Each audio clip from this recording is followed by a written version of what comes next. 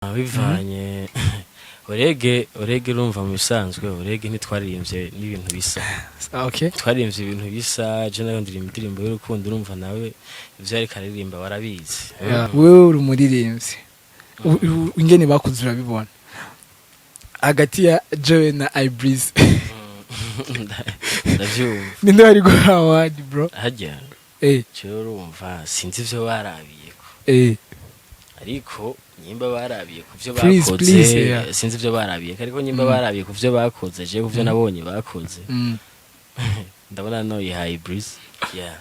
I want you to fly fly fly fly now baby girl La kunzaniro doshogwe ne act from my mood and turiye naga it gasana kabare and I want you to fly fly fly fly now baby girl Niteguye kukurinda sana Fise body ndi rust kama Buddha Mina wewe na wewe na wewe Mimi na wewe na wewe Mimi na wewe na wewe Mimi na wewe ni opoa Na wewe na wewe Mimi na wewe na wewe Mimi na wewe na wewe Mimi na wewe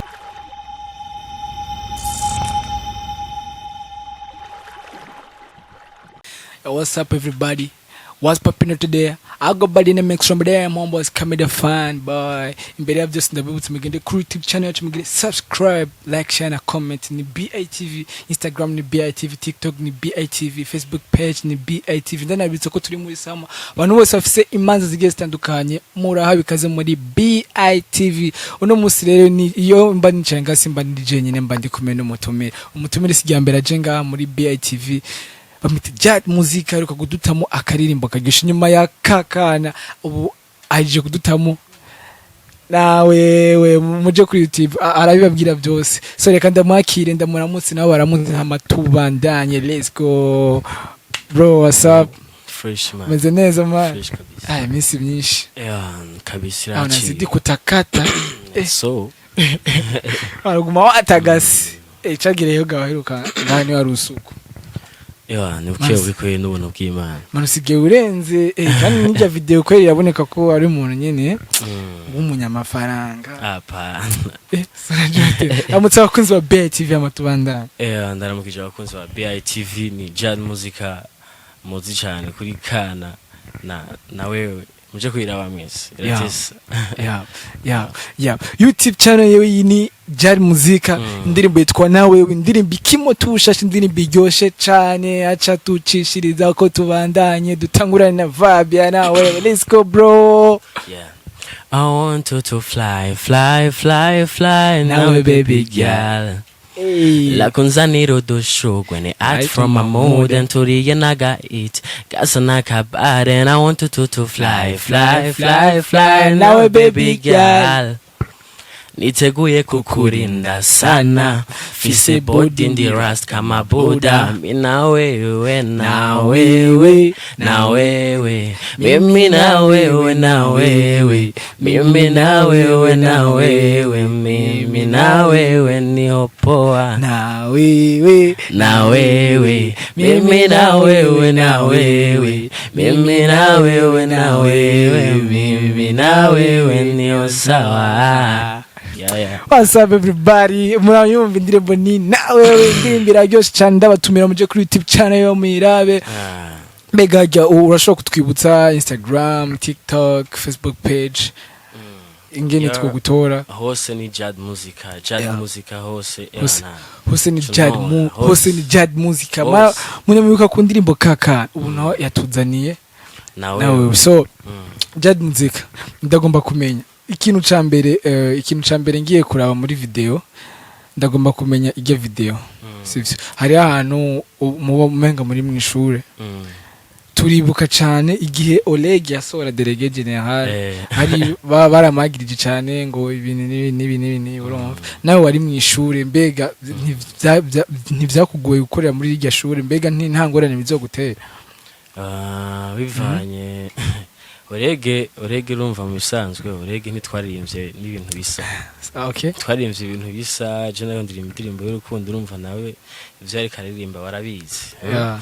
Urumva jewe hajya ntivyangoye cyane ariko vyaragoranye. Sivyo kuvugira kuri micro ariko urumva vyaragoranye. Bivugi. Oya urumva ibintu nye.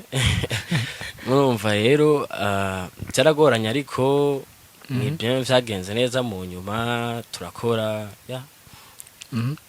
Urumva nta vyagoranye cyane mu bisanzwe muri iryo shuri bivanye n'indirimbo naririmbye. Ndagaruka kuri kino kibazo. Bega Jad Muzika ninde umuntu ariko aramufasha gukora izi ndirimbo ziwe?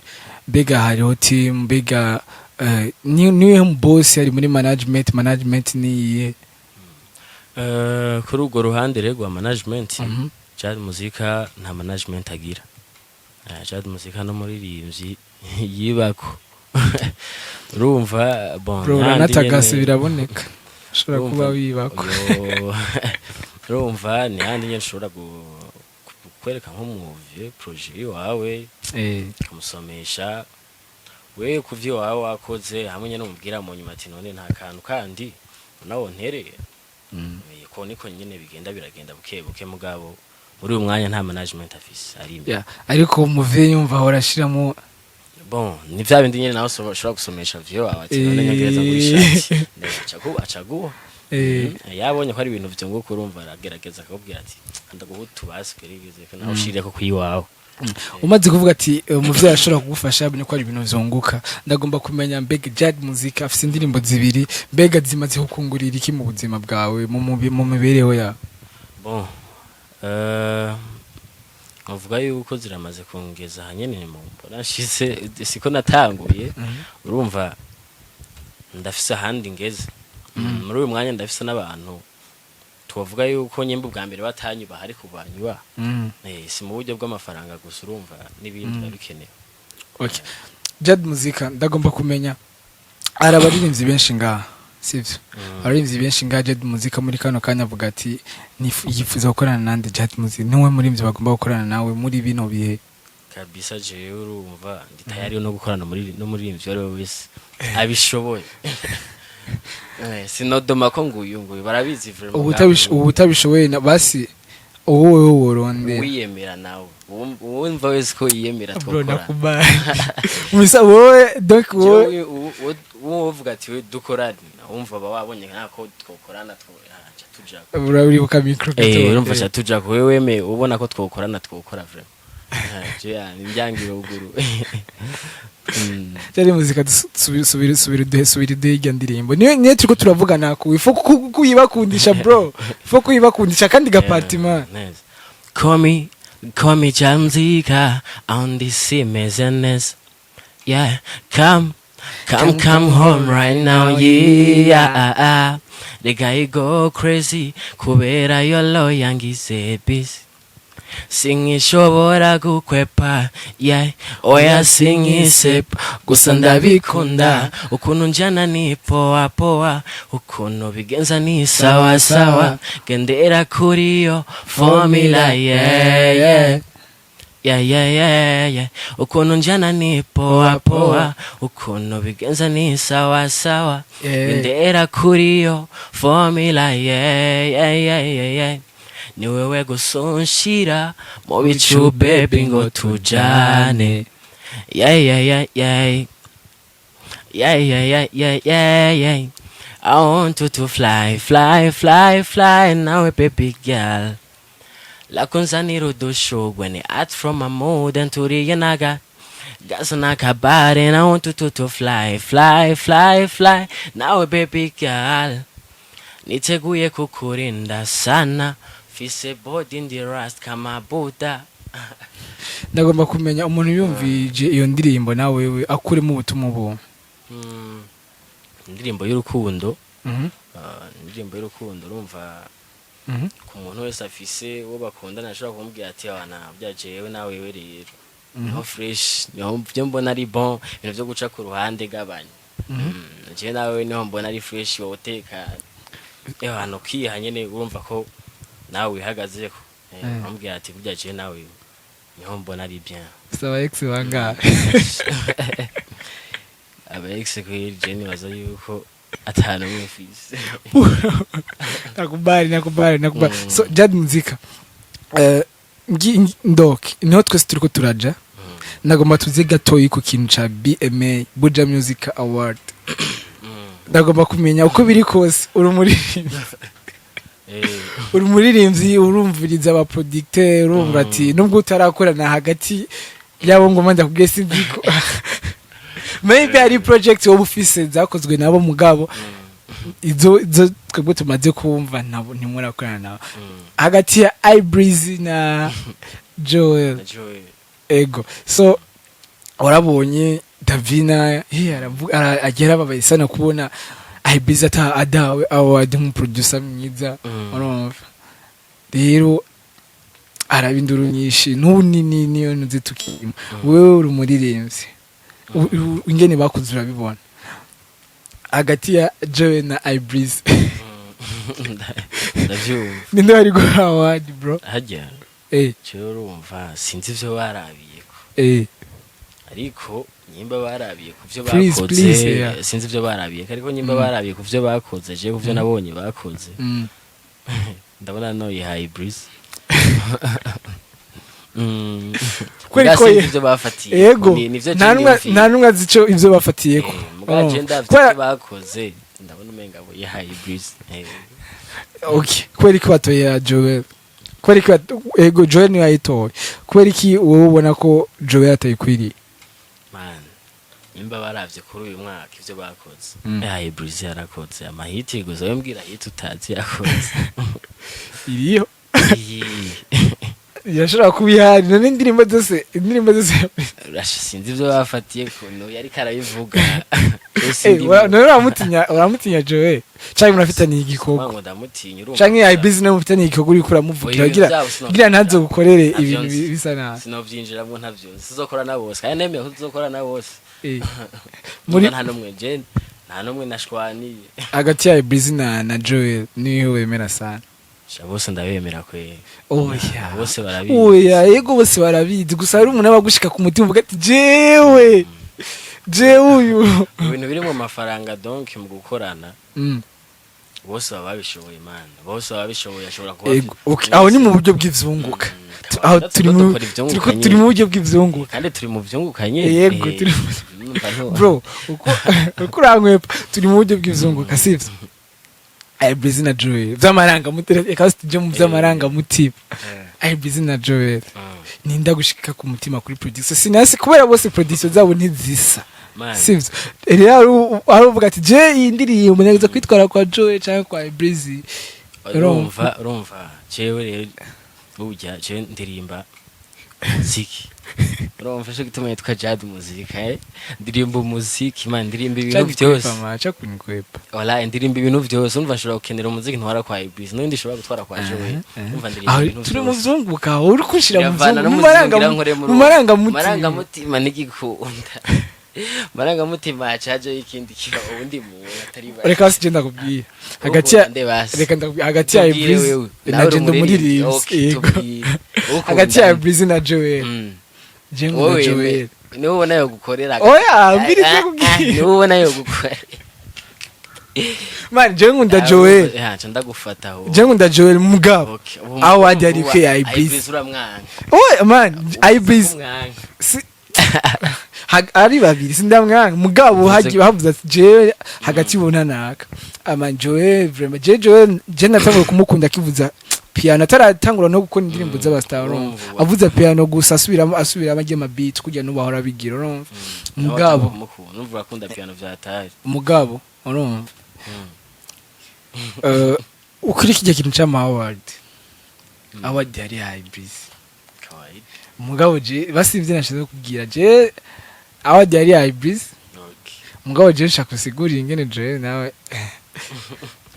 Joel ntacho dupfa Joel urumva kandi kwanza Joel respect gutwara ryawe kubera ko nawuze byo barabiye ko urumva Joel rero urumva je ntacho dupfa ubwira abakunzi babandanye mu gusozera abwira abakunzi babandanye baraba indirimbo ubasezere ubwira akajambo batekirama abakunzi ba BITV bose ndabashimira kabisa kuntu mubandanya mushigikira ibikorwa vyacu nongera ndabasaba kubandanya mubiraba mushigikira ni mbonesha kure ego muyirabe kabisa muri benshi ni fresh irashigikira natwe bw'abaririmbyi umva ni bon mudufashe rero mudushikane kure aho mushaka mwebwe nimwe urumva nimwe muzobikora mudushikane aho mushaka respect natwe turagerageza gukora ibishoboka byose ugira tubaho ibintu mukunda tubazanira aba Jad Muzika abana bafise amatala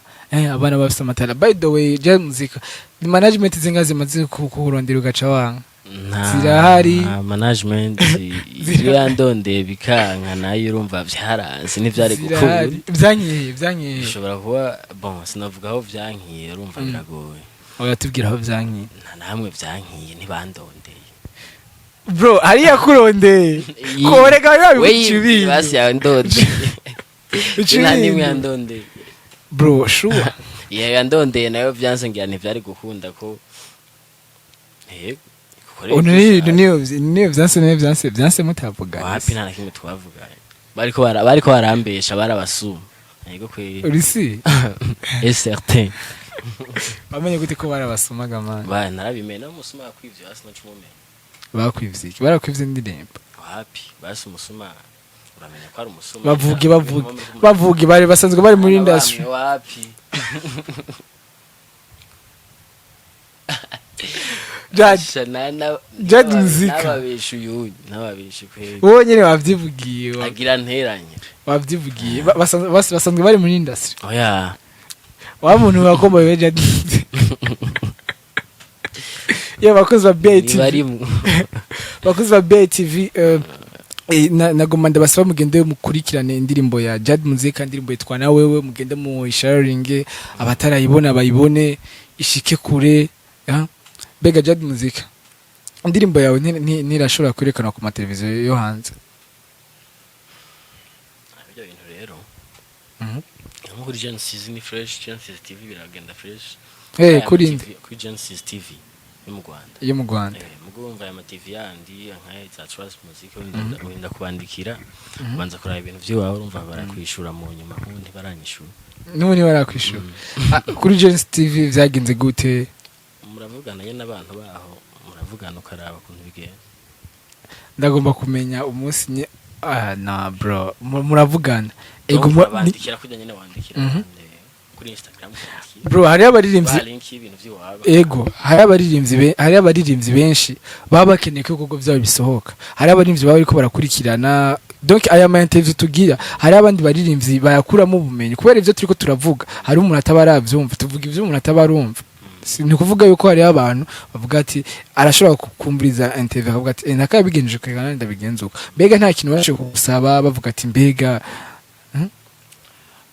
numva hari igihe mvugana n'umuntu nta kintu basaba vraiment urabandikira ukabarunkira ibintu vyawe bakabiraba bisaba yuko muza muri menyereza gukoresha imbuga cyane nico abantu abandi baririmba twenyene tukiza urumva biratugora gukoresha imbuga vya hatari muga bisaba ko turakoresha imbuga zose zishoboka nka X ni fresh urumva bisaba uzurabandikira bereka ibintu vyiwawe ho wonyene niwe wavuga ati wabandikiye kuri X cyangwa kuri Instagram kuri X yose barakwishura okay bakunzi ba BITV nari kumwe na Jad nariko ndababwira mugende muri indirimbo yiwe ni nziza indirimbo ifise amasanamu meza ujo nziza ubu nitukiri muri vya bindi ngo nta quality abana bariko barakora mugende mu muduzi Jad Muzika mumere ku rukundo nkuko mugwereka abandi baririmbyi ba D1 ba Dramati naho nafise impano nkabo bro afise mberana n'abarusha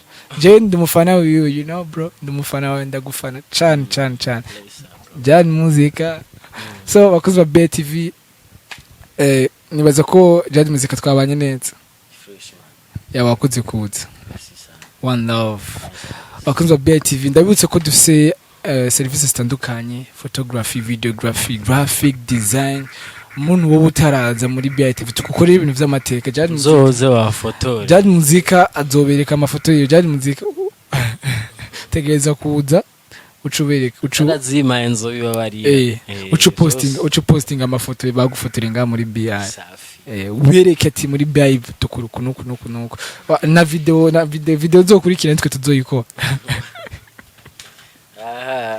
akoze BI TV so murahabikaze muri byose turafise n'igisata ca film turafise igisata ca film umuntu yifuza kina film arahabikaze hama duteze imbere film ndundi so Jad Muzika niyo twari kume indirimbo yewe ni na wewe BI TV mubande mudu followinga kuri YouTube Instagram hose ni BI TV so ndabakunda cyane ciao Jad thanks Fresh.